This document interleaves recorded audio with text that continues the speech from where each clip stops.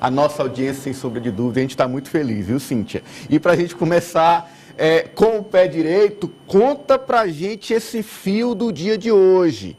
Eu dei uma olhada também na decisão do ministro Alexandre de Moraes, mostra o quanto é robusta, o quanto de informação que a Polícia Federal levantou, o quanto que essa investigação tem ali fortes elementos, indícios, provas que comprometem o círculo ali muito próximo do presidente Bolsonaro e o próprio presidente, a sua esposa Michele. Então, conta pra gente, Cíntia, para quem não pegou esse fio durante o dia dessa operação da PF, o que ela trata e os seus encaminhamentos no dia de hoje. Mas antes você me permite ler a Bíblia? Sim, vamos lá. Versículo 12 de Lucas. Não há nada escondido que não venha a ser descoberto, ou oculto que não venha a ser conhecido.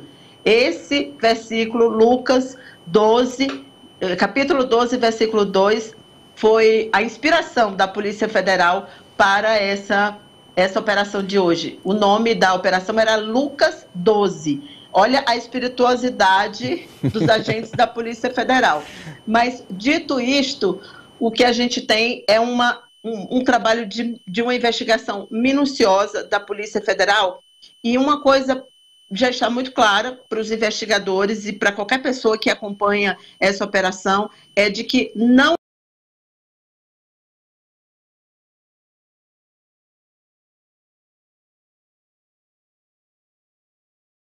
de busca e apreensão no dia de hoje, né? Ao todo foram 4 buscas e a apreensão. O general Mauro César Lorene Cid. Ele foi um dos 4, né? Então não existe possibilidade deles estarem agindo sozinhos, porque ainda em um determinado momento se pensou assim: será que eles estavam enganando o presidente da República? Não é o caso.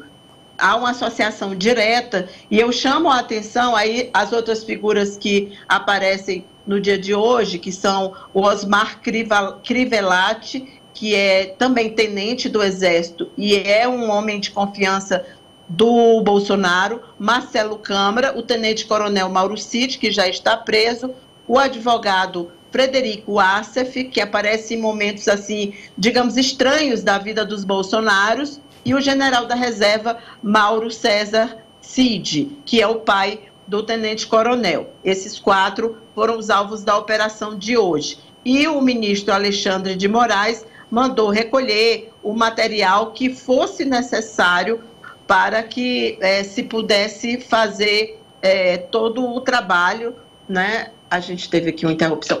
Todo o trabalho de continuidade da investigação. O que o Alexandre de Moraes também já entende? Que há uma associação direta com Bolsonaro. Eu até destaquei esse trecho aí, Ananias. Tem um determinado momento que existe um diálogo entre o general Mauro Lorena Cid e o Mauro Cid. Eu não sei se a Juliana colocou aí em cartela. Sim, ou se a gente vai temos. colocar a decisão. Temos Pronto, temos acho em cartela, importante. Cíntia. Olha, Pronto, acho importante. Veja aí. Essa aí, então, é exatamente o trecho da decisão do ministro Alexandre de Moraes, que põe ali, Cíntia, como você disse, o ex-presidente Bolsonaro. Não, essa daí é a decisão do ministro, mas de parte da petição do Alexandre de Moraes, mas tem um trecho... aquele anterior mesmo, Juliana. Assim, isso. É esse daí, olha. Mauro Cid diz o seguinte: tem 25 mil dólares com o meu pai. Eu estava vendo o que era melhor fazer com esse dinheiro. Levar em cash aí. Meu pai estava querendo, inclusive, ir aí falar com o presidente. E aí ele poderia levar, entregaria em mãos, mas também pode depositar na conta. Eu acho que quanto menos movimentação em conta, melhor, né? Fecha aspas, Mauro Cid. E o presidente aí, Mauro Cid Bolsonaro. Parecia sensato, né? O presidente Bolsonaro. O Mauro Cid parece até uma pessoa sensata no meio dessa loucura. Você imagina você lavar dinheiro porque você ia pegar um presente, algo que pertence à União, né, é incorporado ao patrimônio brasileiro, são presentes de diversas viagens que o Bolsonaro fez ao Oriente Médio, ou que representantes desses países, como o Bahrein, por exemplo, deu um dos presentes mais valiosos para o presidente. Tem um outro caso também, que eu achei muito curioso, que foi o caso em que eles estão tristes, reclamando ou surpresos, porque uma das peças, uma escultura, não era totalmente de ouro.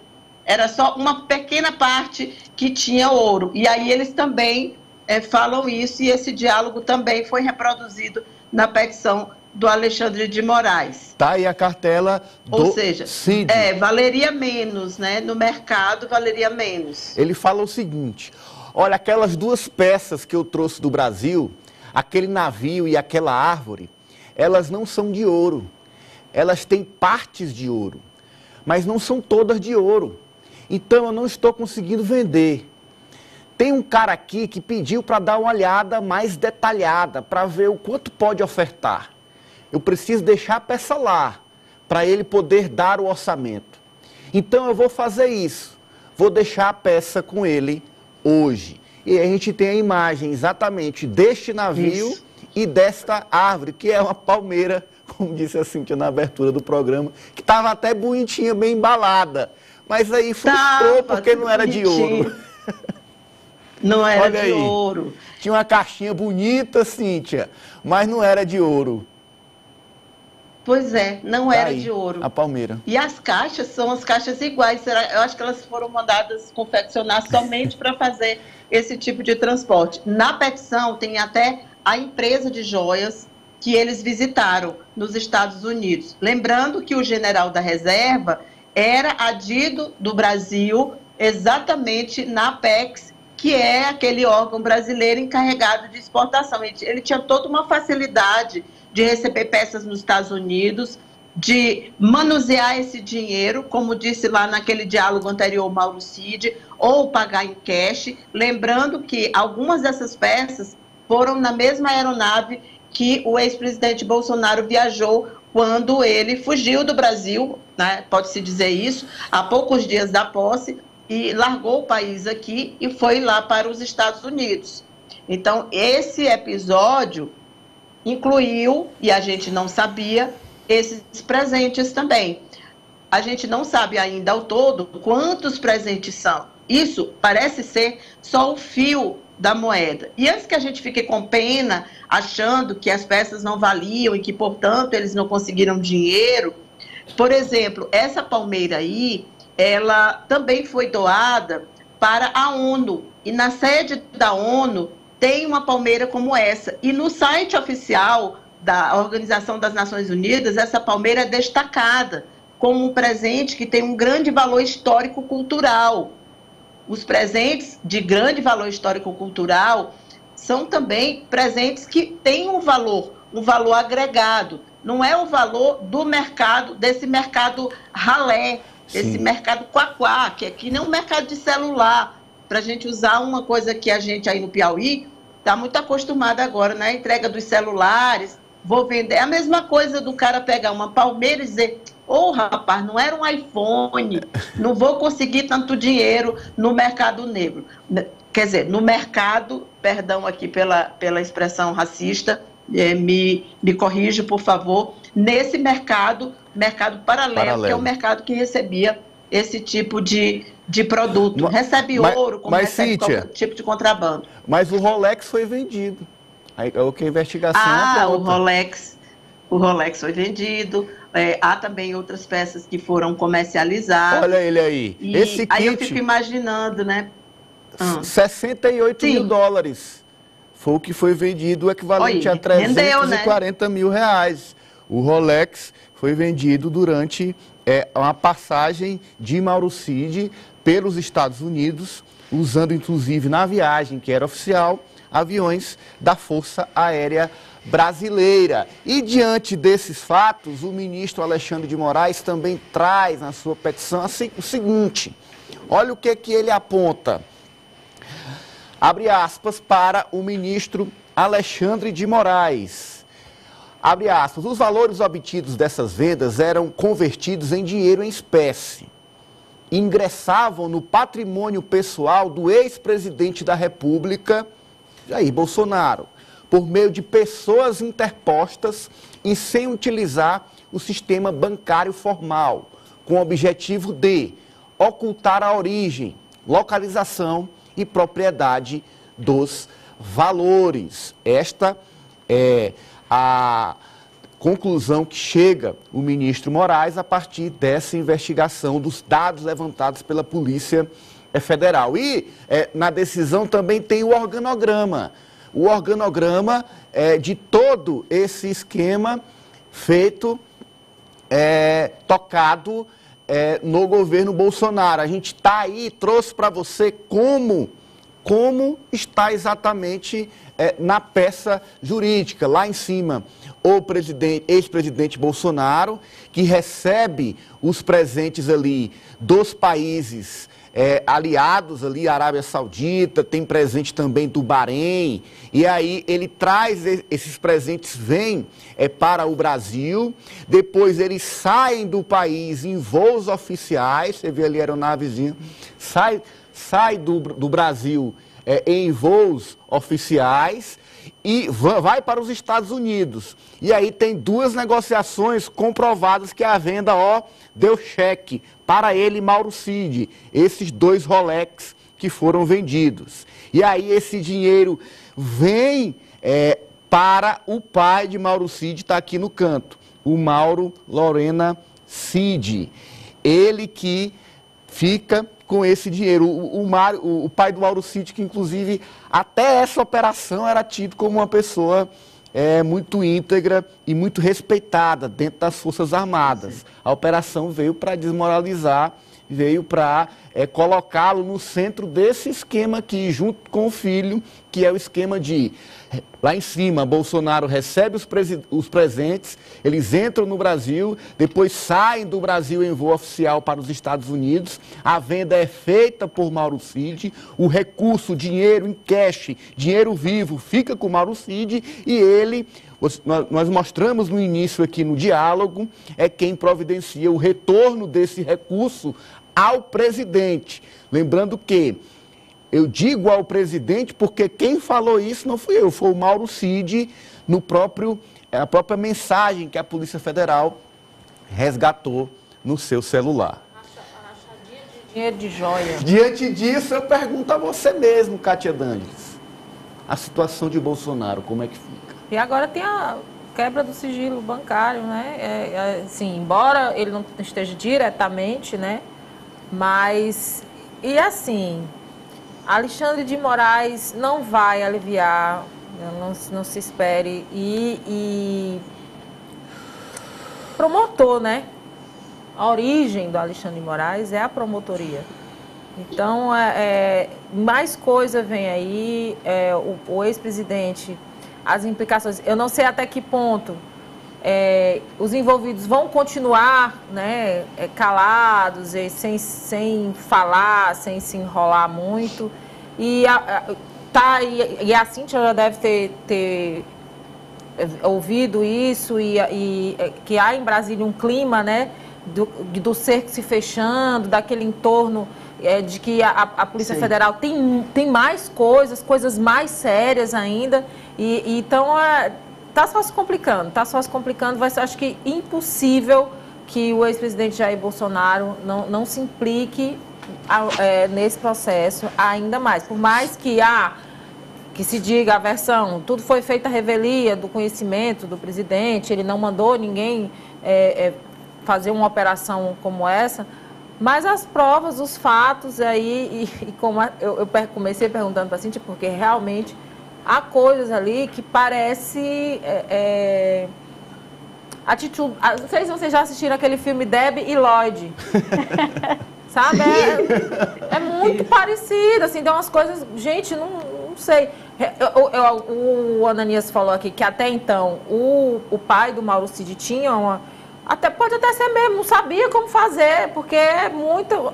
tem muita atabalhação, muita coisa que não é de profissional, vamos Sim, dizer assim. sim, o João tem uma frase que é muito forte com relação a isso. Ele diz que eles se enrolaram na hora de fazer o errado, né?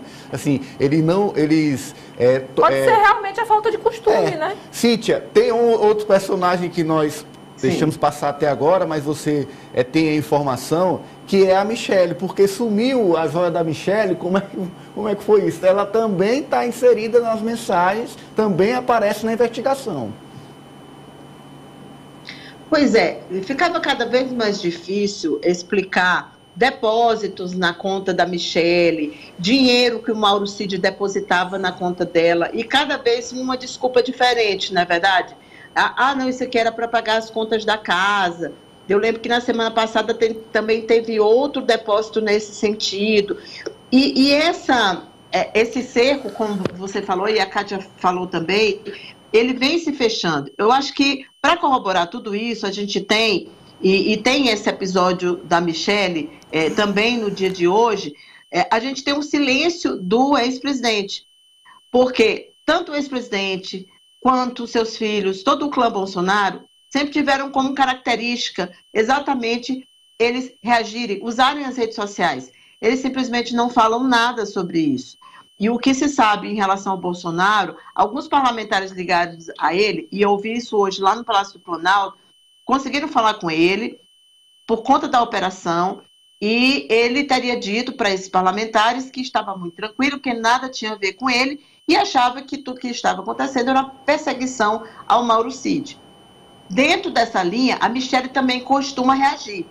Toda vez quando ela é envolvida em algum escândalo, ela grava aqueles vídeos, vai na igreja, faz aqueles vídeos lá se vitimizando.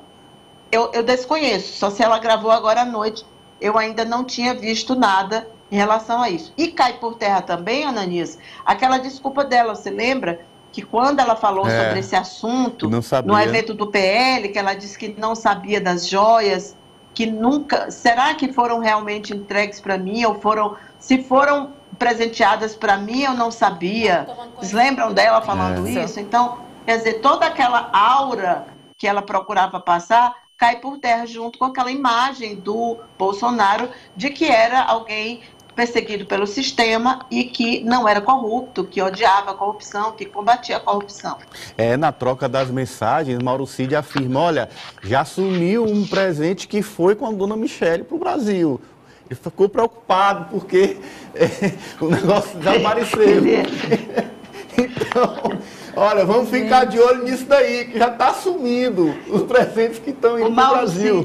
Eu estou chegando à conclusão, gente, que o Mauro Cid era um sofredor. Porque esse rapaz, ele carregava mala, ele carregava joia.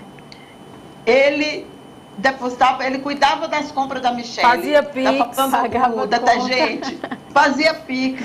Esse homem era sobrecarregado de maus feitos. E eu concordo com você, Ananias, e pelo histórico dele e do pai dele, não parece que eles fossem pessoas que fizessem isso. Eu não estou aqui absolutamente justificando, porque eu não acredito nessa máxima da ocasião faz o ladrão. Eu acho que quando você tem caráter, independente da ocasião, você não agiria. Mas eles são militares por formação, pessoas que tiveram toda uma formação. O Mauro Cid, ele foi criado para isso. Ele foi criado para ter todas as estrelas do Exército. Então, de repente, essas pessoas se veem com alguém como o Bolsonaro, sabe? E deu nisso aí. É difícil. Eu fico imaginando o tanto que está sendo difícil para as próprias Forças Armadas, porque eles são duas pessoas que estavam, como você falou, Ananias, assim, no topo da credibilidade. E agora, tudo que se descobre sobre eles fica difícil. E tanto que hoje são próprios integrantes ligados a eles que estão passando informações para os jornalistas. São fontes hoje dos jornalistas. Entendi. Olha, realmente não dá para a gente colocar como regra, como todas as Forças Armadas, de fato, são esses pontos, de maneira nenhuma. De forma alguma, mas são esses pontos dentro das forças que estão aí envolvidos até o pescoço, é o que aponta a investigação, nesse caso que é muito obscuro. Mas, retomando este fio, Bolsonaro, já falamos bastante do seu entorno, a situação do ex-presidente, como é que fica na sua visão, Marta? Eu acho que, no mínimo, ele já vai ser convocado para mais um depoimento de imediato, né, para poder dar explicações, porque é citado diretamente por Mauro Cid nessa investigação. Ananias, eu acredito que é o que deva acontecer. Bolsonaro agora se complica cada vez mais. A gente já falou várias vezes, tanto aqui no Ciência Política como no Jogo do Poder, dos diversos processos que Bolsonaro carregava nas costas. Agora, mais esse, com a citação direta do nome dele, envolvido aí em todo esse esquema.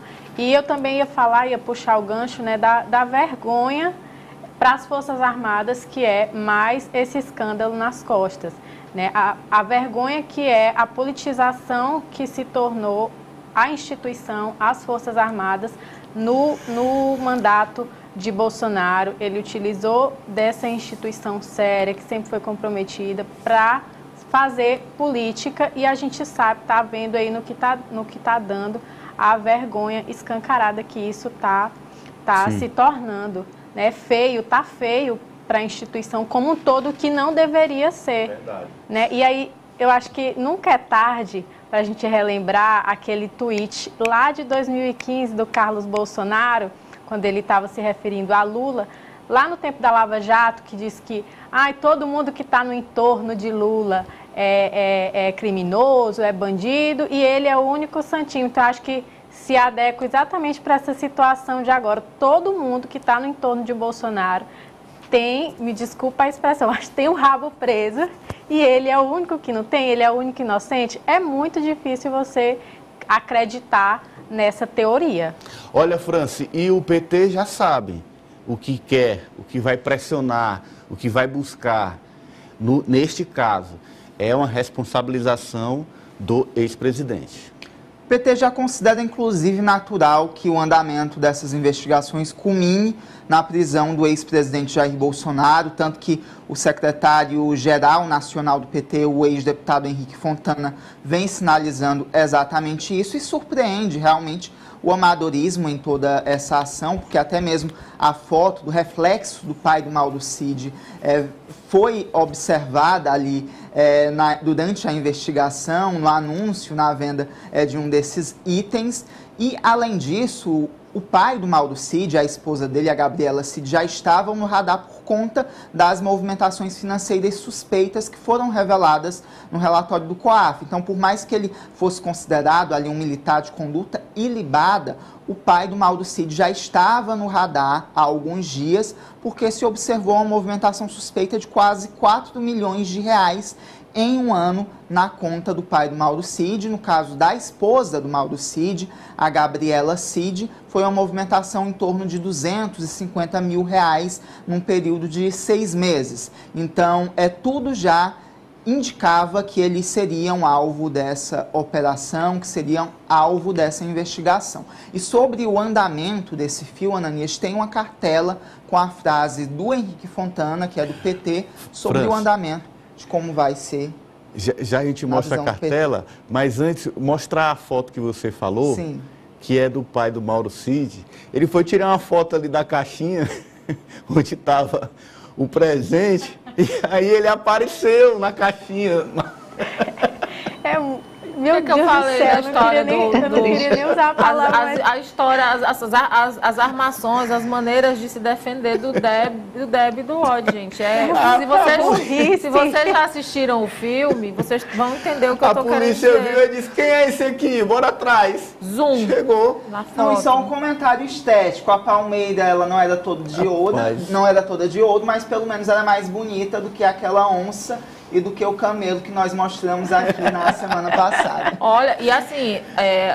mais apoiado. Vários juristas aí, nomes, já falam que há fatos, né, a questão o poder para deturpar provas, né, do ex-presidente, entre eles Miguel Reale, que deu entrevista, Miguel Reale Júnior, que deu entrevista para o UOL, que isso já seria suficiente, né, para decretar a preventiva, que, nas palavras dele, tem gente sendo presa por muito menos, né? O Ministério Federal aí teria que ficar atento à situação. Então, é por isso que Muito bem. eu acredito a situação. E quando a imprensa foi muito criticada por políticos da extrema-direita, por políticos da direita, até quando começou a falar muito do caso das joias, né? Lá no começo, todo dia dia tem uma notícia sobre esse caso das joias, todo dia se fala nesse caso das joias, e olha aí não era sem aonde se chegou, né?